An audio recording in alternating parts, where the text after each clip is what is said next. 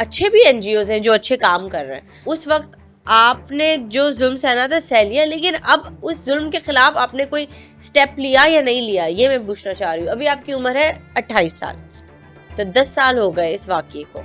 आप सब लोग ऊपर ऊपर से सब चीज़ों को जानते हैं। आप लोग समझते हैं कि कोई फिल्म है, कोई ड्रामा है, जैसे ड्रामों में दिखाते हैं कि कोई लड़की मजबूरी में फंस गई और वो निकलेगी और वो बहुत उसके अंदर हिम्मत आ जाएगी, वो किसी के पास जाएगी, कोई पुलिस वाले के पास जाएगी और वो उसे बचा लेगा। ऐसा नहीं होता।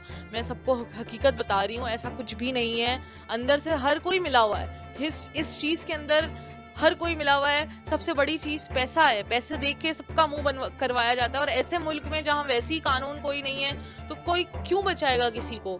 छोटी लड़कियों की और मासूम और मजबूर लड़कियों की, गरीब लड़कियों की कोई जान की, उनकी इज्जत की, उनके जिस्म की कोई कोई कीमत नहीं है। उन्हें मार दिया जाता है। ऐसी मेरे साथ की जो लड़कियां थी, उनकी उनकी वो कहाँ दफन है, वो कहाँ गई हैं, और उनको मार दिया, उनके टुकड़े टुकड़े कर दिए, और वो भी अब आज तक नहीं पता कि कहाँ हैं वो तो मेरी इतनी हिम्मत थी कि मैं वहां से निकल गई। मेरे अंदर इतनी वो थी, ताकत थी कि मैं वहां से निकल गई, वरना मैं भी आज किसी कूड़े के ढेर में पड़ी हुई होती या मुझे भी मार देते।